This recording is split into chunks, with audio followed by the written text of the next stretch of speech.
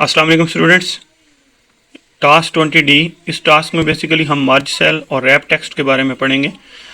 तो wrap text basically क्या होता है कि जब आप कुछ लंबा टेक्स्ट एक सेल के अंदर लिखते हैं तो वो ऑटोमेटिकली दूसरे सेल में उसके साथ वाले एडजेसेंट सेल के अंदर चला जाता है। टास्क 20B को हम ओपन कर लेंगे। अब देखें ये टेक्स्ट जो हमने ऊपर टाइटल दिया था, please enter 2 numbers in cell B2 and B3, ये क्या B2 और BC में चला गया। और अगर BC में B1 में कोई वैल्यू होती तो ये यहाँ से कट जाता, आगे नज़र ना आता। तो आप इसको हल करने के लिए क्या सोल्यूशन होता है कि या आप रैप टेक्स्ट करते हैं, अगर रैप टेक्स्ट करते हैं तो ये मल्टीपल लाइंस में चला जाएगा।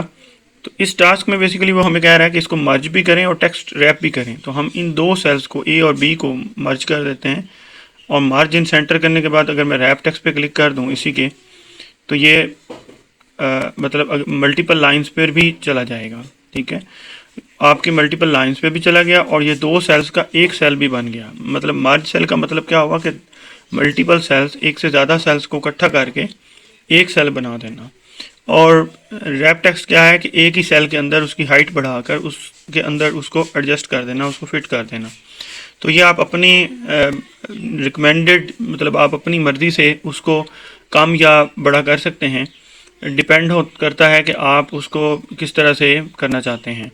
तो आप 3 सेल्स को भी मर्ज कर सकते थे और आप 2 सेल्स को भी मर्ज कर सकते थे। तो आपकी ये मतलब अपनी मर्ज़ी है। उसको आपने अपनी फ़ाइल, जो फाइनल फ़ाइल बनाएंगे पेपर में आपको मिलेगी, उसको प्रिंटिंग के हवाले से जब हम टास्क करेंगे उसमें जाके हमारा फर्दर ये और क्लियर हो जाएगा। सिंपल टास्क ये है कि merge cell, convert merge the 2 और मोर सेल्स, और उसको सिर्फ एक ही सेल रेफरेंस बन जाता है A1। अब देखें यहाँ पे B1 ख़त्म हो गया, उसके बाद C1 आ रहा है। और रैप टेक्स्ट क्या करता है, उसको मल्टीपल लाइंस में एडजस्ट कर देता है। तीसरा होता है हमारे पास श्रिंक टू टेक्स्ट, वो हमारा एडवांस जाकर यहाँ पर आता है। उसमें क्या होता है कि सेल, उसके सेल के अंदर फाउंड साइज़ कम हो जाता है, फाउंड का साइज़ छोटा हो जाता है। तो ये टास्क यहीं तक था। अगर इससे रेलेवेंट कोई क्वेश्चन हो तो ज़रूर पूछिएगा। बहुत शुक्रिया, थैंक यू।